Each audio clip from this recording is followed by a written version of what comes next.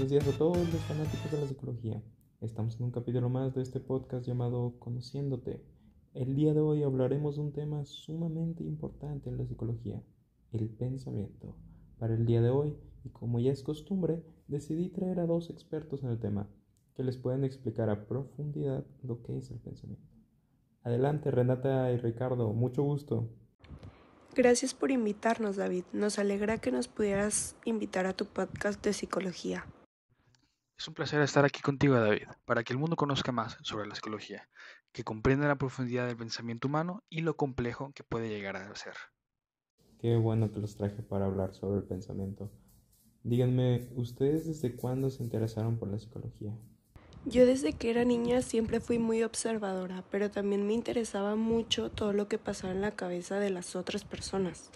Más que lo biológico, sino que por qué piensan lo que piensan, y siempre me pareció curiosa esa pregunta, sobre todo de la razón de cada uno de los pensamientos de otras personas.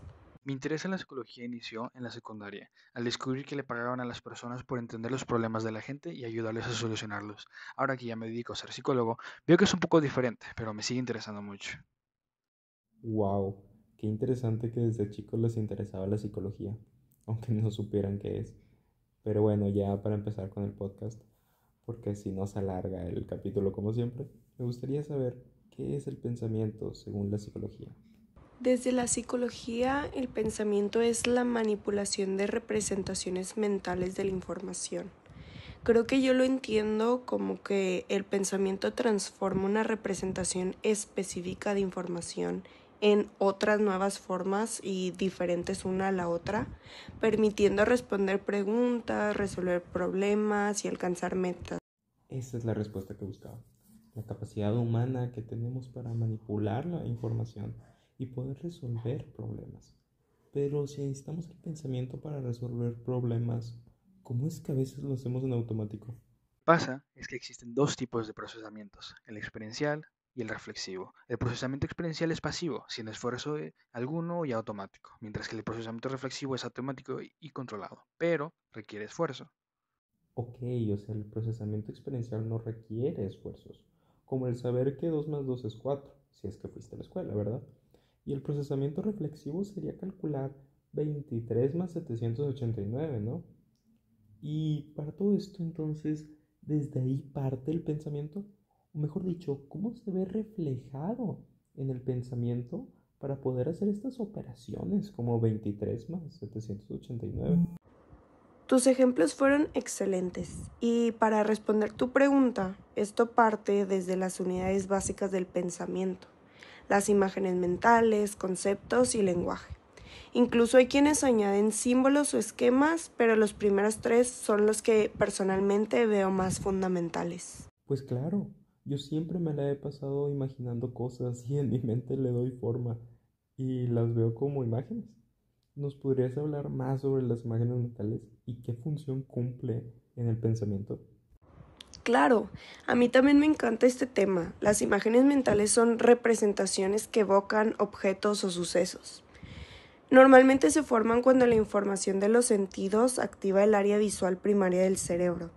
Al recordar, el cerebro opera en reversa, recreando las imágenes en la corteza visual. Sirven sobre todo para pensar, recordar y resolver problemas. Tienes razón, porque puedo llegar a imaginarme lo que diría un amigo en un momento gracioso, aunque él no esté ahí. De hecho, la otra vez con mis amigos queríamos definir lo que es el amor y ya nos imaginábamos lo que diría nuestro amigo que es muy romántico.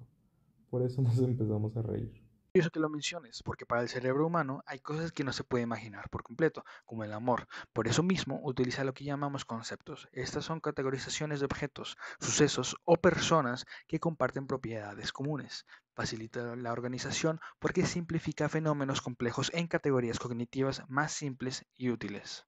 Sí que simplifica los fenómenos complejos, pero dentro de los conceptos, ¿hay tipos de conceptos? Claro que sí. Hay dos tipos, el conjuntivo y el relativo. Un concepto conjuntivo se define por la presencia de dos o más rasgos, mientras que un concepto relativo se basa en la relación entre objetos o en cómo sus rasgos se relacionan entre sí. A ver si entendí. Un concepto conjuntivo sería soltero, pero un concepto relativo sería hermano. porque depende de las relaciones que tengas, ¿no es así?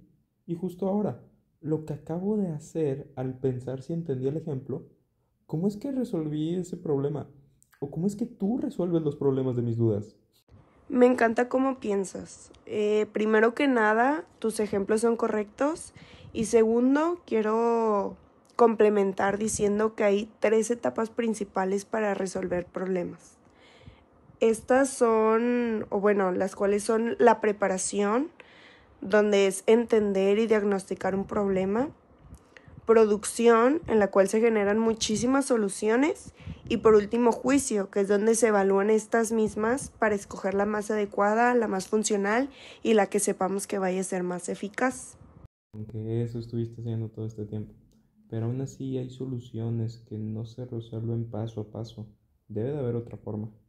Pues sí la hay. Existen dos tipos, las soluciones algorítmicas y las soluciones basadas en la comprensión. Una solución algorítmica sigue pasos lógicos y reglas implícitas de manera sistemática, útil para problemas rutinarios. Por otra parte, una solución basada en la comprensión implica entender profundamente el problema y establecer soluciones prácticas, especialmente cuando no se puede aplicar un algoritmo.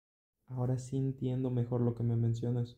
Las algorítmicas son como las fórmulas matemáticas y las basadas en la comprensión son aquellas que se usan más la creatividad o la experiencia para resolverlos. Aunque no te pasa que las emociones a veces influyen mucho en tus soluciones, ¿hay más impedimentos como este? Lo explicaste súper bien y en parte sí tiene que ver con la creatividad, que es un tema bastante interesante, pero para responder tu pregunta, la respuesta es sí. Hay muchísimas barreras cognitivas que te impiden solucionar problemas, sobre todo de manera correcta y eficaz, como los esquemas o los esquemas mentales, que es persistencia de viejos patrones en nuevas soluciones; la fijeza funcional, que es ver los objetos solo en un uso habitual; el sesgo de confirmación, que prácticamente es obligar a favorecer hipótesis iniciales que nos hacemos; el mal uso de algoritmos y eucarísticos, así como barreras aprendidas como creencias limitantes o barreras perceptivas, que son los hábitos que impiden ver un problema de manera completa y con un panorama mucho más abierto, que es lo que normalmente nos ayudaría a resolver un problema pues un poquito más claro y eficaz. Wow, no creí que fueran tantos tipos. Incluso estoy seguro de que debo de estar atorado en algunos sin darme cuenta. Ya para terminar el podcast, ahora que ya hablamos un poco de la creatividad, les quiero preguntar algo más complejo.